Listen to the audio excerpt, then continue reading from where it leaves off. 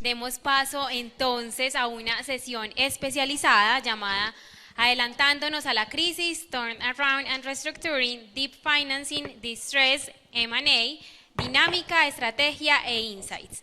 Este es el momento de agradecerle a Concordia Investments, a Reinaldo Espinosa y a todo su equipo por liderar este espacio de mayor especialización, enriqueciendo este evento con conocimiento y experiencia del más alto nivel. Damos comienzo a esta sección con el tema Nuevas tendencias en reestructuración financiera a cargo de Mauricio Castro y Guillermo Ramírez. A ellos los invito a irse ubicando acá en el escenario mientras les comparto un poco su perfil. Mauricio Castro es la persona encargada de liderar las reestructuraciones financieras y los procesos de insolvencia en Concordia Investments. Es economista de la Universidad de los Andes y obtuvo su MBA en Banca y Finanzas Internacionales en el Reino Unido, lugar en el cual vivió por más de 8 años. Es fellow del Institute for Independent Business y posee experiencia ocupando cargos directivos en organizaciones nacionales e internacionales. Mauricio está actualmente vinculado como docente de temas financieros a nivel de posgrado en la Universidad Javeriana y en la Universidad Sergio Arboleda. Guillermo Ramírez, por su parte, es counsel del área de litigios, arbitraje e insolvencia en Garrigues. Está especializado en las áreas de derecho societario, garantías e insolvencia. Es abogado de la Universidad Externado de Colombia, especialista en derecho comercial y legislación financiera. Igualmente, posee una maestría en derecho privado. Guillermo se desempeñó como asesor de la Superintendencia de Sociedades. Es miembro además del Instituto Colombiano de Derecho Concursal y está actualmente vinculado como docente de garantías mobiliarias en la Universidad de los Andes y en Universidad Externado de Colombia. Adelante, Mauricio y Guillermo. Muchas gracias. Primero que todo, Beatriz, muchas gracias por la invitación. Un gusto el estar hoy aquí con ustedes y compartir contigo, Guillermo, este escenario. Bueno, como asumo yo les habrán comentado esta mañana en la sesión de coyuntura económica, las empresas están pasando por un periodo desafiante por el entorno económico, cifras bastante débiles, aunque en abril hubo un repunte. Creo que nos sorprendió a muchos que hubo algo de crecimiento. Sin embargo, en los últimos 20 meses las cifras han sido negativas en muchos sectores, construcción, comercio y demás. Adicional a eso, la incertidumbre política, no vamos a hablar de política, pero un tercer factor que no es ajeno, no ha sido ajeno a Colombia en los últimos 50 años, pero desafortunadamente se ha venido deteriorando, y eso afecta la inversión y afecta el resultado, la facturación de las empresas, y por lo tanto debería haberse reflejado en el número de insolvencias. Y es el tema de seguridad. Uno a veces aquí desde Bogotá, lee, claramente en Bogotá también se está deteriorando, pero en teoría es más complicado en ciudades intermedias en ciudades intermedias. Y la semana pasada tuve la oportunidad de ir a visitar a unos clientes en Armenia y cerca de Armenia, y me confirmaron lo que uno lee en noticias acá en Bogotá. Están volviendo los famosos secuestros. Me hablaron de la pesca milagrosa. No sé, pronto, Guillermo, tú no habías nacido, pero me pareció un déjà vu de los años 90, 2000, de las famosas pescas milagrosas. ¿Se acuerdan algunos de ustedes? Paraban 30, 40 carros. Me hablaron de eso. Se empieza uno a preocupar. Las extorsiones han aumentado, no solo aquí en Bogotá, pero allá también a los comerciantes les piden 100 millones de pesos, les toca cerrar. Entonces, es un panorama bastante desafiante, y creería uno que, por lo tanto, deberían aumentar el número de insolvencias. Y en ese orden de ideas, me gustaría preguntarte, Guillermo, tú como experto en el mundo de insolvencia, ese entorno, ¿cómo se ha visto reflejado en la solicitud de insolvencias ante la Super? Bueno, Mauricio, un placer estar aquí contigo. Beatriz, muchas gracias por la invitación. Pues en el entorno económico, que es por todo conocido, la situación, las expectativas, el problema de esperanza, parece ser que la expectativa general, todo el mundo dice, el número de insolvencias está creciendo. Y ahorita alguien comentaba, no, están llegando muchísimas insolvencias. Y yo digo, sí, pero no. Superintendencia de Sociedades clasifica los deudores que llegan a insolvencia en 3 categorías, C, B y A, dependiendo del monto de los activos reflejados en la información financiera. Los números de insolvencia de procesos C, que son los que tienen activos por debajo de 10.000 salarios mínimos, sí están aumentando de una forma muy notoria, pero eso no es reciente y va a seguir así. O sea, cada vez van a haber más procesos de insolvencia de este tipo de deudores, y la razón es muy sencilla, es que la norma de insolvencia genera los incentivos para que estos deudores vayan a estos procesos. Sin embargo, la experiencia que tenemos es que generalmente esos procesos es muy poco lo que hay para recuperar por distintas situaciones, especialmente porque son empresas que tienen unos activos que fácilmente pueden cambiar de un lugar a otro. Entonces, para hacer realmente el diagnóstico uno tiene que mirarlo en las sociedades A y B, y ahí es donde hay algo que estoy seguro que les va a llamar la atención, y es que parece ser que este año cada vez hay menos insolvencias de procesos A, que son los que tienen activos por encima de los 45.000 millones. Este año Superintendencia de Sociedades solamente había aceptado uno y hoy aceptó otro. En las regionales no hay procesos A. Y B, creo que si bien ya es más difícil hacer el seguimiento, porque también están las regionales, no deben haber más de 15 o 20 procesos nuevos en Bogotá. Eso es muy poco. En la época que yo estuve en Superintendencia de Sociedades, era habitual que mensualmente recibiéramos entre 4, 5 y 6 procesos A. ¿Y qué está pasando? Y ahí pues mi impresión son 2 cosas. Uno, es apenas normal. No es que inmediatamente hay crisis, todos los deudores se van a insolvencia. Eso toma un tiempo. Generalmente los pequeños llegan primero. Pero para mí hay un diagnóstico más, ¿cómo decirlo?, más importante sobre esta situación, y es la pérdida de confianza que hay en la ley 1116. Y esto es algo normal, esto pasa con todos los estatutos concursales, pasó con el concordato resolutorio en los 90s, el concordato preventivo en los 70s. ¿Y por qué hay una pérdida de confianza? Es sencillo, creo que todos estamos viendo que el deudor que entra en insolvencia no sale, no paga, simplemente pasan sus 3 años de periodo de gracia, reforma el acuerdo, llega el momento de la liquidación y no hay activos. Y lo conocemos todos en la práctica, eso no es novedad, lo comentamos en los pasillos y nos preguntamos cuál es la eficiencia entonces del régimen de insolvencia de la ley 1116. Y el problema, ya lo comentó alguien acá aquí en la conferencia, es que vemos deudores mal asesorados, y el principal problema de mal asesoramiento es que se vuelve una práctica privativa de los abogados. Y es algo de lo que, por ejemplo, trabajamos con Concordia. Nosotros creemos que el trabajo en la insolvencia tiene que ser integral. Integral implica que debe trabajar tanto el abogado como el financiero, por una razón muy sencilla, y es que este es un problema esencialmente económico, y en ese sentido creo que las respuestas deben venir más del lado financiero. Y ahí, Mauricio, ¿tú cómo lo ves? ¿Cuáles son los problemas y las soluciones financieras que se ven en este marco y esta coyuntura que enfrentamos? Sí, mira, Guillermo, para responder a tu pregunta, te voy a contar el origen de lo que nosotros denominamos la reestructuración financiera integral. Se podría decir que es una versión mejorada de lo que conocemos como reestructuración financiera. Básicamente es una metodología o unos pasos que seguimos, son 4 pasos, donde el objetivo es tratar de salvar a las empresas de salir de ese proceso de insolvencia o de distress financiero, que estén viviendo un momento complicado desde el punto de vista financiero, y toma aspectos del turnaround empresarial.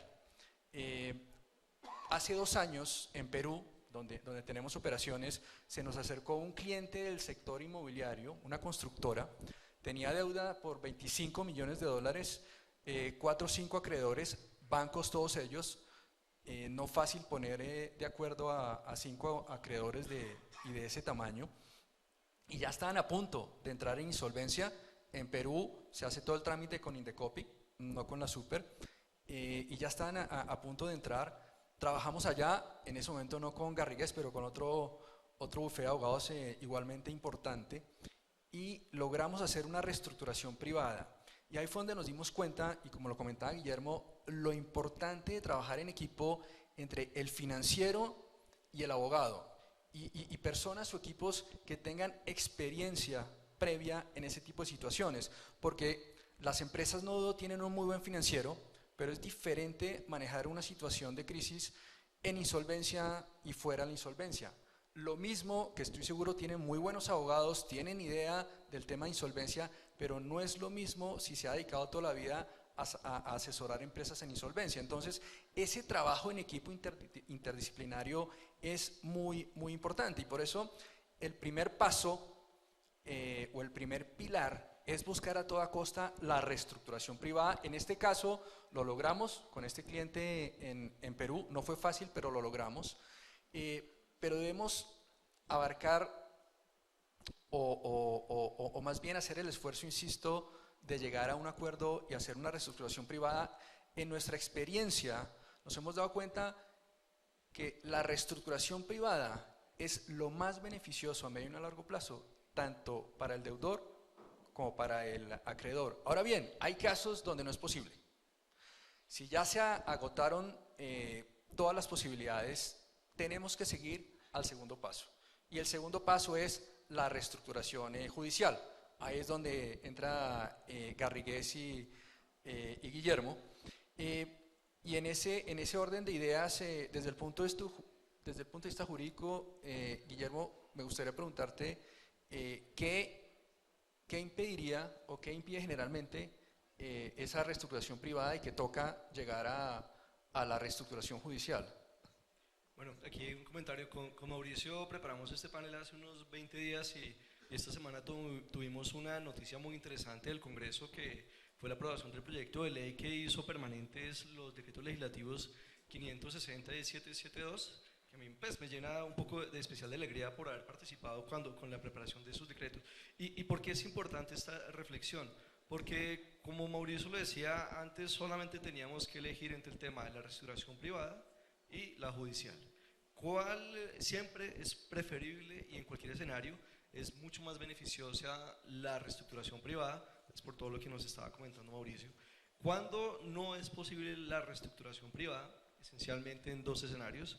El primero, cuando el deudor enfrenta el riesgo de que parte de sus activos o activos necesarios para su operación sean objeto de situación de cobro por parte de sus acreedores.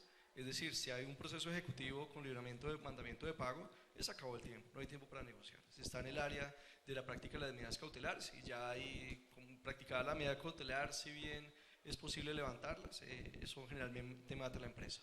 O en segundo lugar, pues esos escenarios en los cuales los acreedores son especialmente beligerantes. No se trata de una cuenta por cobrar, sino una cuenta por vengar. Y son escenarios en los que claramente el acreedor, uy, se me cayó la copialina, qué pena. El acreedor no va a cooperar, ¿sí? ¿Cuál era el problema que teníamos en el marco solamente de existencia de 11-16? Que hay distintos tipos de crisis y las crisis tienen distintos tipos de intensidad. Es como por poner un ejemplo con el tema del COVID. Una persona le daba COVID, algunos se aliviaban en la casa, acuerdo privado, otros tenían que ir al médico, lo metían en una UCI, pero solamente los casos más terribles terminaban con un ventilador y con todo, pues, con toda la situación que nosotros conocemos, ¿sí? Con la crisis, con la 11-16 pasaba algo parecido. Un deudor puede tener crisis, pero su única alternativa era que lo entubaran directamente y decirle, oiga, yo estoy mal, pero no necesito todo ese tratamiento que necesita un deudor en una situación compleja, ¿sí? Y eso es lo que pasaba con la 11-16. Yo tengo una situación de crisis, pero tengo que ir a que me entuben. Este decreto, estas normas que previamente eran el 560, tienen unas herramientas que permiten, como lo que conocen el derecho comparado, mecanismos preconcursales. ¿Y por qué son preconcursales? No porque vengan antes de la crisis, o sea, todo esto de todo no es porque hay crisis, sino porque cambia la intensidad del mecanismo y permite distintos tipos de tratamientos. Y de esos, de lejos, la herramienta más interesante son lo que conocemos como los PRES, o procedimientos de recuperación empresarial. ¿Y por qué? Porque tienen una alternativa supremamente interesante, y es que yo puedo iniciar el trámite, pasar 3 meses negociando, y una vez llegue el acuerdo, no tengo que llevarlo a validación ante una autoridad judicial. ¿Y qué tiene como ventaja eso? Que yo no quedo como un deudor que está cumpliendo un acuerdo de insolvencia. ¿Qué ventaja tiene eso para el deudor? Un mundo completo.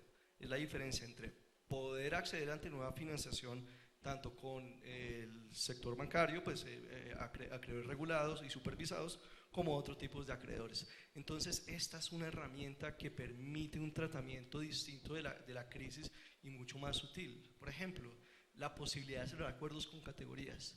Esa idea de que al concurso tienen que venir todos los acreedores es del siglo pasado. Al concurso deben venir los acreedores con quienes se puede trabajar para resolverlo. Pero traer a todos los acreedores, eso lo que hace es entorpecer las negociaciones.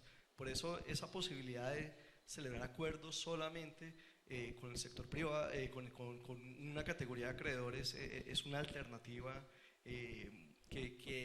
¿cómo decir?, que genera nuevos escenarios de negociación para resolver la crisis del deudor.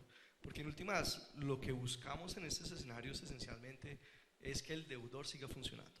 Porque toda la premisa del proceso de insolvencia es que, o la recuperación empresarial, es que el deudor vale más funcionando que lo que valen 5 o 6 trastes vendidos o adjudicados.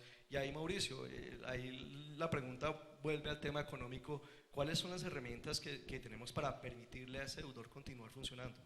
Ok, sí. Mira, y hace parte del paso a paso que les comentábamos. Entonces, paso 1, reestructuración privada. Si no funciona, la reestructuración judicial. El tercer paso es la estrategia de continuidad, porque justamente una vez se entra en 11-16 o en tema de reestructuración judicial,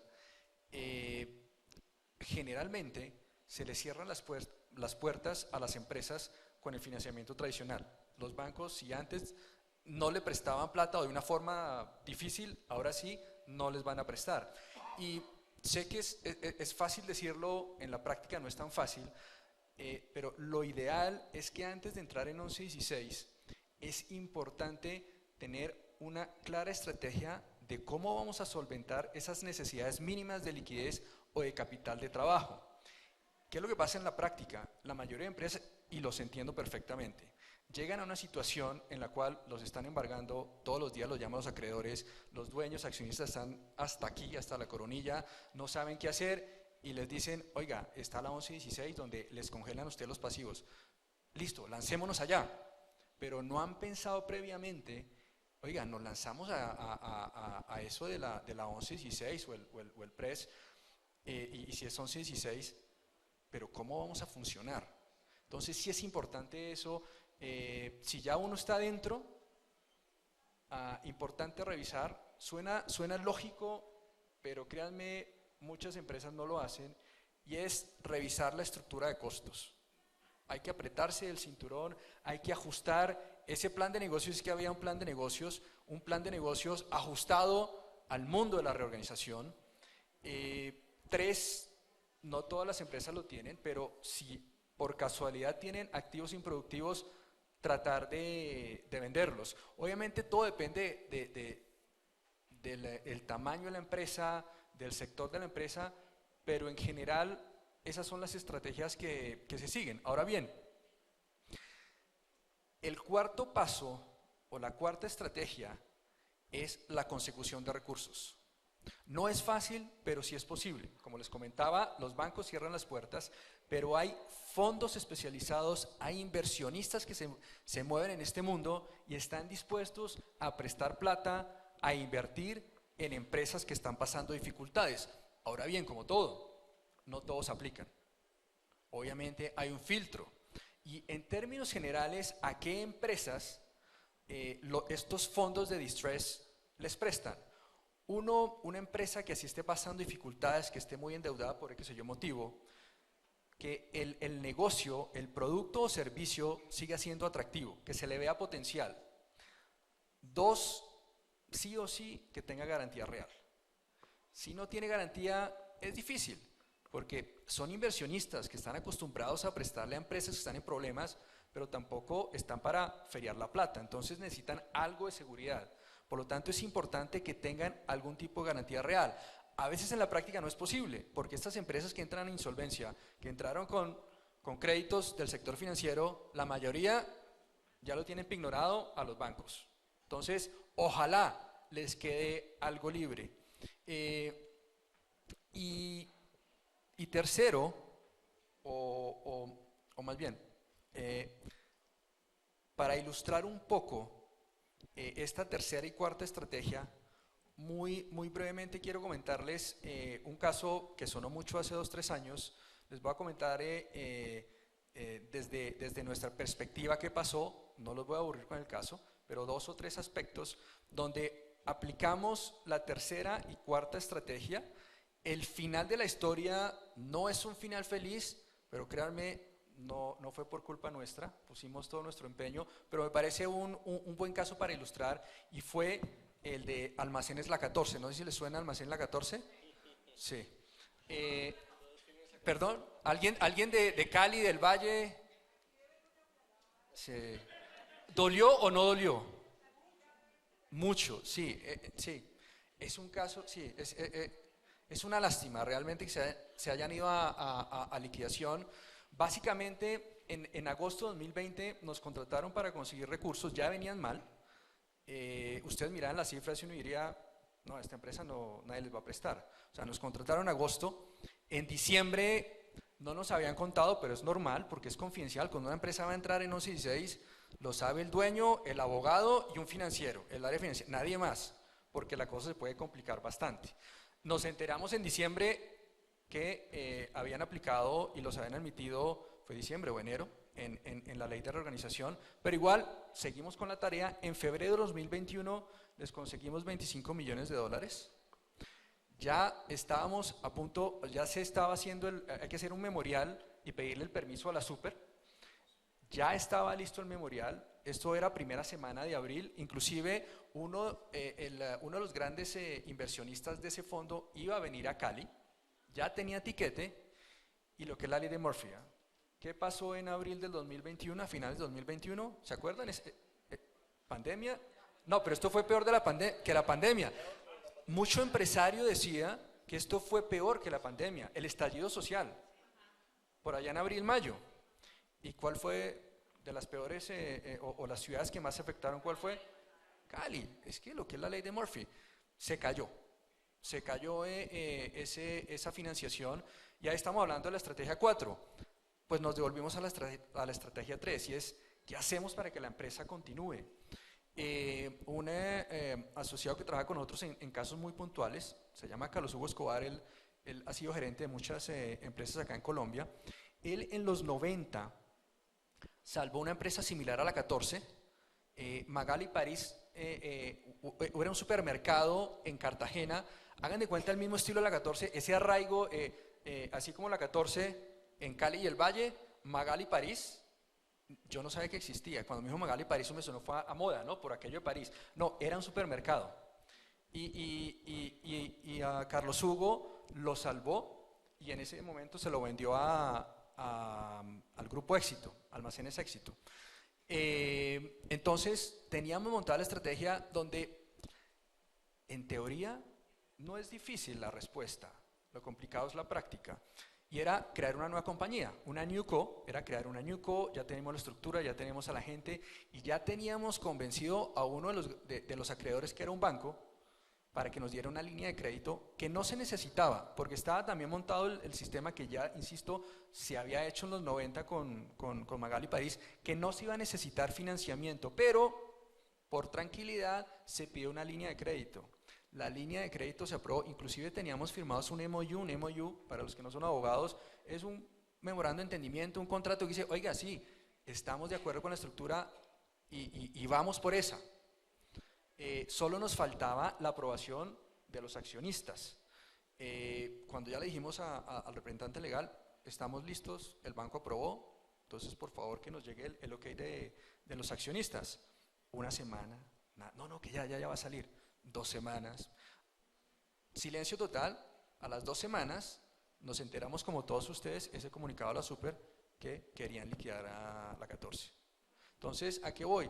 La solución estaba, pero pues al final los accionistas obviamente no sabemos por qué tomaron esa decisión. Nosotros creemos saber por qué, pero hasta allá sí no voy a comentarlo. Sí, hasta allá no. Pero el punto es que sí hay opciones.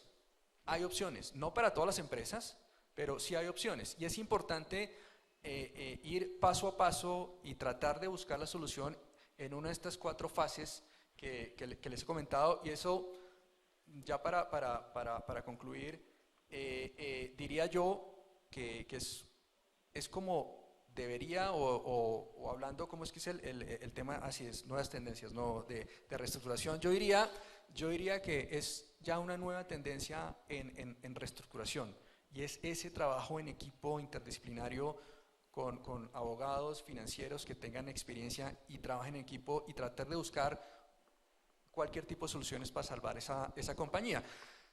Y en ese orden de ideas, Guillermo, cuando hay nuevo financiamiento, nuevos recursos, hay desafíos legales. Entonces, me gustaría que nos comentaras brevemente qué desafíos podrían haber. Bueno, para una empresa en crisis, para el derecho a la crisis, en últimas, la financiación postconcursal es el santo grial. O sea, podemos parar esta discusión y revisar 20 años atrás y preguntaban, ¿cómo hacemos para que el deudor en insolvencia le presten plata? Y estoy seguro que si adelantamos dentro de 20 años, también estaremos preguntando cómo hacemos para que el deudor en insolvencia le presten plata. Hay respuestas que son claras. Por ejemplo, para los acreedores profesionales del sector regulado, las normas de regulación prudencial hacen muy difícil o muy costoso que puedan prestar. Y aún así hay ocasiones en que han estado dispuestos. Recuerdo mucho el caso de Bioenergy, un acreedor con una exposición gigantesca, enorme, igual aceptó que estando dentro del proceso de liquidación hizo otra operación de crédito por un valor pues, significativo. ¿Con qué finalidad? Con la finalidad de preservar el activo, porque pensaba que eso valía más. Sin embargo, como lo mencionaba Mauricio, generalmente los que están en mejor condición de financiar un deudor en dificultades son acreedores no supervisados o no regulados, o como lo llamamos fondos de inversión, o alguien muy cariñosamente también les dice fondos buitres. ¿Sí? ¿Por qué razón? Primero por su apetito de riesgo y además porque generalmente son profesionales y son expertos en el tema y entienden muy bien los riesgos en los que se meten, y aparte de eso han establecido unas dinámicas de desembolso muy adecuadas para gestionar un deudor en crisis. Y entonces generalmente sector financiero muy difícilmente hay que buscar los no regulados. Y en segundo lugar, como lo que muestra Mauricio, el tema de garantías. Yo soy un defensor a ultranza de las garantías y yo digo, no podemos esperar que haya financiación dentro del proceso de insolvencia respaldada en garantías si no respetamos los créditos que están respaldados en garantías antes del proceso de insolvencia, ¿sí? Es decir, alguien diría, nadie se va a exponer a que lo maltraten dos veces. Entonces, si las garantías se respetan antes de insolvencia, hay el incentivo para que el acreedor esté dispuesto a recibir nuevas garantías y prestar plata nueva. Sin embargo, muy importantes los desafíos legales, pero hay un desafío comercial muy importante, y es que los acreedores anteriores o los que están sometidos al proceso entiendan que la plata nueva dentro del concurso vale más. ¿Y por qué? Porque dicen, no, va a prestar 20.000 millones y yo tengo 100.000 millones como deudor, pero para una empresa que está en dificultades, estos 20.000 que son plata nueva y que es un nuevo riesgo, un deudor en dificultades, tienen mucho más valor, y hay razones económicas lógicas para que sea lo primero que se respalde. Incluso uno ve en operaciones en Estados Unidos, en Francia, cómo los deudores descaradamente, a ojos de un abogado colombiano, le solicitan a los acreedores que renuncien a sus garantías para poder ofrecerle garantías a los financiadores nuevos, ¿sí? Y eso pasa y se acepta. Eso lo digo acá y todo el mundo dice que soy un blasfemo, pero tiene sentido, porque al final lo que me interesa no es perseguir el activo, sino que me paguen, lo que me paguen, ¿sí? Y en eso, ya como cerrando la conversación con Mauricio, un tema importante es que gestionar cartera atrapada en procesos de insolvencia no es gestar cartera común y corriente. Si yo le aplico la misma metodología, los mismos indicadores, las mismas estrategias, eso solamente lo que va a generar es frustración al interior de la organización, porque el responsable de esa cartera no va a tener cómo atender las expectativas de la administración, y aparte de eso va a entorpecer el desarrollo del proceso de insolvencia, pues porque las expectativas dentro del proceso de insolvencia son otras distintas al cobro de cartera, al cobro normal de cartera, ¿sí? Entonces, en ese sentido, es necesario, cuando tengo que gestionar una cartera dentro de un proceso de insolvencia, es necesario, uno, cambiar la dinámica, cambiar las expectativas y asimismo cambiar las estrategias. No sé, Mauricio, si quieres agregar algo más. Sí, no, de pronto dos conclusiones y un comentario final. Uno, que definitivamente recomendado, paso número uno, y es buscar la reestructuración privada. Ojalá ese sea el camino. Dos, no estoy diciendo que nos contraten ni mucho menos, pero busquen asesores jurídicos y financieros que se dediquen a eso y que vean que más o menos entiendan, porque es que de verdad uno tiene que trabajar en equipo. Y un último comentario, que no lo dije ahorita en temas de pronto otra forma de conseguir liquidez, sobre todo para el acreedor, es la venta de cartera de descuento. En eso nos movemos bastante y hay inversionistas que compran cartera de descuento. Ahora, volvemos a lo mismo, porque nos llaman, recibimos muchas llamadas, oiga, que tengo esta cartera, que cómpreme la cartera, que cómpremela. No toda la cartera es susceptible de compra, hay que hacerle un análisis, hay que hacerle una valoración y determinar si al final esa cartera, que originalmente valía 100 pesos, si vale 80, 70, 20 o 10. Pero eso es otro mecanismo para generar liquidez, y es vender la cartera a esos inversionistas, y cada vez se está moviendo más ese mercado. Eso básicamente, Guillermo, ¿si estuvimos bien con el tiempo o nos pasamos? ¿O hay tiempo para preguntas? Si es que hay preguntas. Ah, no, ya. ¿Qué dice la moderadora? ¿Justo a tiempo o...?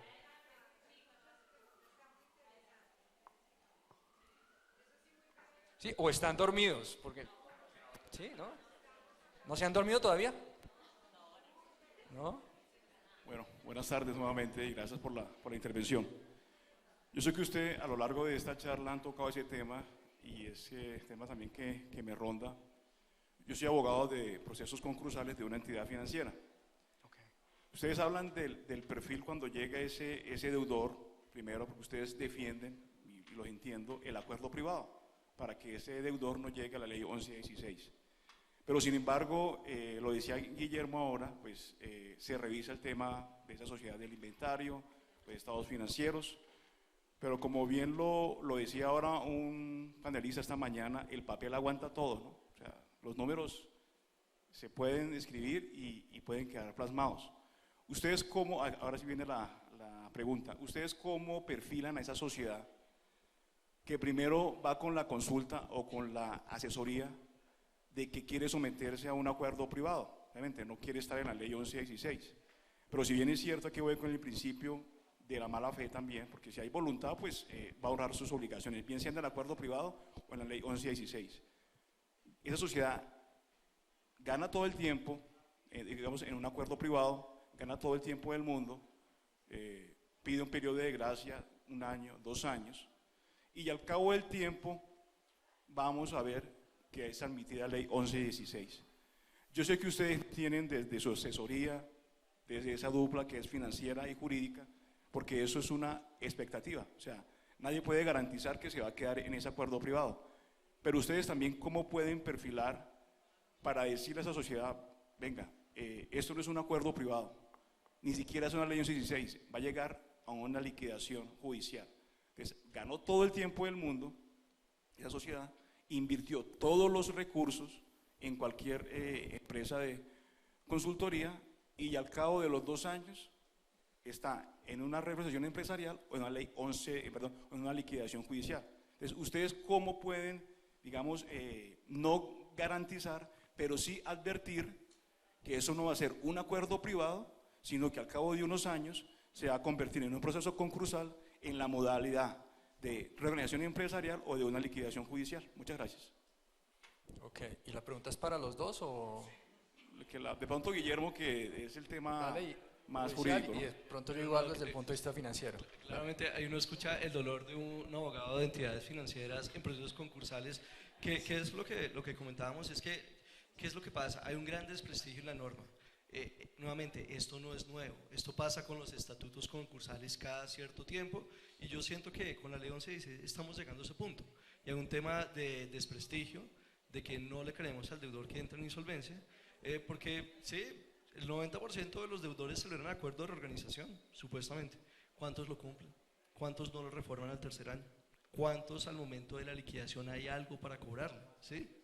Y eso invoca cláusula de salvaguarda, primera vez, segunda vez, reforma el acuerdo, sí, todo ese tipo de prácticas. Ahora, dos cosas. Primero, uno, nuestro negocio es el distrés, una empresa que está fallando. Si la empresa está fallando, lo normal es que hay dificultades y va a terminar en un problema de esos. ¿Qué es importante cuando nos aproximamos a eso? Ver cuál es el problema que está enfrentando la empresa. Porque en mi opinión, en mi experiencia, hay dos tipos de problemas especialmente. Uno, cuando simplemente la empresa es viable, pero nunca le va a dar para pagar su pasivo. Es decir, su pasivo financiero es muy alto y lo que está pagando en intereses. Como diría Mauricio, que es más experta, corríme, sigo un equipo su EBITDA es positivo, ¿sí? Porque su capacidad para generar flujos de interés antes de pagar, de caja, antes de pagar interés, es bueno, ¿sí? Eso lo llamamos una reestructuración de balance, porque simplemente lo que voy a agotar es la parte de aquí abajo del balance, la parte del pasivo financiero. Pero la otra está funcionando bien, su operación es óptima, ¿sí? ¿Cuáles son las dificultades en ese punto? Uno, entender realmente que cuando un deudor enfrenta dificultades, ya es posible que no sea capaz de atender todo el pasivo. O sea, si cuando estaba vigoroso y boyante no fue capaz de pagar todo el pasivo, ¿por qué ahora en dificultades va a hacerlo? Entonces hay que hacer un tema de ajuste de expectativas. Y si el problema que tiene la empresa es que su pasivo en la operación no es sostenible, ahí necesita plata y van a necesitar mucha plata, porque entonces hay indemnizaciones de trabajadores que pagar, hay contratos por terminar, hay que pagar sanciones, hay un trabajo mucho más fuerte y el trabajo es fuerte. En últimas, lo que le quiero decir es, no hay seguridad, porque estamos en un mundo del distrés, ¿sí? Y eso generalmente pasa. Lo que hacemos con el tema de trabajar conjunto con Concordia es un punto en que generalmente el deudor que no tiene un asesor financiero incurre en muchos sesgos de conocimiento, no acepta que la empresa no es viable, considera que siempre va a ser mejor, siempre está haciendo las cuentas de la lechera, es que me va a salir esto y me va a salir aquello y no sé qué, y voy a salir eso. Lo que hace, por ejemplo, en Concordia es aterrizarlo, decirle, oiga, si esta empresa nunca ha crecido por encima del 10% en ventas en los últimos 5 años, ¿cómo se le ocurre a usted presentar un acuerdo de reorganización en el que el plan de negocios presupuesta que va a comprar el 15, va a crecer anualmente el 15%? Los vi muchas veces confirmando acuerdos. Yo decía, este deudor no tiene que cumplir el acuerdo, es el papel. Pero ahí está la diferencia, porque es que una cosa es el asesor financiero que realmente lo contrasta con la realidad, aterriza y le dice cuáles son las expectativas. Pero, con todo respeto, muchas veces hay que aterrizar las expectativas del deudor y hay que aterrizar las expectativas del acreedor, porque muchas veces no es posible pagar todo. No sé, Mauricio, si quieres agregar algo. No, yo creo que lo has dicho todo, pero sí, nosotros sí tendemos a ser realistas. Si bien es cierto, el cliente es el que nos contrata, cuando nos sentamos con el banco, miramos bien las proyecciones, que no deja de ser futurología. Es un Excel, es futurología. Pero sí, como dice Guillermo, lo aterrizamos y nos sentamos con el banco y decimos, mire, definitivamente, yo sé, banco, ¿a usted le gustaría que usted lo pagara en 5 años? No, en 5 años no hay forma. Tiene que ser en 10 años. ¿Cuál es el problema? De pronto el banco, lo que pasa es que por política no puedo más de 7 años. Y ahí es donde empiezan los problemas. Pero al banco y al deudor les presentamos un escenario realista. Y mira que en términos generales creo que ha sido una de nuestras fortalezas, y es que si bien es cierto nos contrata el cliente, tratamos de mirar que las dos partes ganen. Nunca va a ser un acuerdo perfecto, siempre las dos partes van a querer más, pero si bien es cierto nos contrata el cliente, nos sentamos, porque hemos trabajado en el sector financiero, nos sentamos del lado del banco y sabemos el banco hasta dónde puede llegar y qué le puede servir al banco, pero básicamente sí es eso, es tratar de ser realistas, y como lo dice Guillermo y lo sabemos todos, uno tiene sus mejores intenciones, pero pues no sabemos en 2, 3 años qué va a pasar si de pronto no fue suficiente el mercado no fue favorable y definitivamente toca irse a ley de insolvencia. Bueno, muchísimas gracias. ¿Alguna otra pregunta? Listo. O lo dejamos para las mesas. No queremos que se nos descuadre el cronograma, ¿no? Tú dirás, Beatriz. Gracias. Sí, muy cortico. ¿Qué opinión les merece posición, digo yo, extremadamente garantista de la Superintendencia de Sociedades para con los deudores, en el sentido que, si bien uno de los principios del régimen concursal es la protección del crédito, lo cierto es que quienes estamos de este lado, del lado de la cobranza, vemos que los deudores se aprovechan muchas veces de las posiciones o de sus mayorías dentro de un acuerdo de reorganización, dentro de una reforma seguramente, y vemos que la Superintendencia de Sociedades deja en una frágil posición a nosotros los acreedores. Entonces, sí quisiera conocer su posición, ¿qué piensan ustedes de esa extremada posición garantista de las supersociedades en esos acuerdos? Gracias, para ti. Sí, presidente. Bueno, primero, no estoy de acuerdo con la afirmación. Sí es cierto que en la historia del derecho concursal hay una tradición de que la concepción de que la insolvencia es para proteger al deudor viable, fuente generadora de riqueza y fuente generadora de empleo, y eso sale como en 1.000.000 de sentencias de la Corte Constitucional, y pareciera hoy en día que un abogado que sabe de insolvencia es el que repite esa frase, ¿sí? Y eso durante mucho tiempo fue así en Superintendencia de Sociedades, incluso se lo sacaban los autos. La finalidad del régimen de insolvencia es proteger a la empresa. Y uno dice, pero la ley también dice la protección del acreedor. Yo por qué le digo que no estoy de acuerdo, porque a partir del 2019 sí empezó a haber un cambio en esas posturas de la superintendencia. Los que participen en esos procesos, creo que ha habido un cambio importante en la protección del acreedor con garantía. Yo sé, está lento, toma tiempo, pero con lo que yo siempre digo, lamentablemente en eso la superintendencia se está ajustando a permitir la ejecución. Hay posturas con las que no estoy de acuerdo conceptualmente, pero que mejoran la situación del acreedor, como el reconocimiento de la indexación, ¿sí? Entonces, si bien es innegable que una tradición de especial de protección al deudor, sí estamos viendo un tránsito en el cambio de las posiciones. Lo que pasa es que los cambios no sean tan rápidos como uno quiere, y ya empiezan a haber posiciones en las que respaldan la situación del acreedor. Ahora, lo último es que, lo decía al final de mi intervención, participar como un acreedor y cobrar crédito dentro de un proceso de insolvencia no es igual a gestionar cartera ordinaria, ¿sí? Nuevamente, el tema de expectativas, tiempos y estrategias. Entonces, si yo le aplico solamente obviamente siempre tiene que haber un medidor claro, que es el tema de recuperación, porque pues, un proceso que no sirve para recuperar no es útil, pero de todas formas hay que revisar la forma en cómo se logra el éxito, porque por ejemplo nada más el hecho de lograr un deudor que resuelva la situación y que le podamos otra vez prestar plata, también es un éxito para el acreedor. Bueno, qué pena haberme extendido tanto. Bueno, un aplauso por favor. Muchas gracias.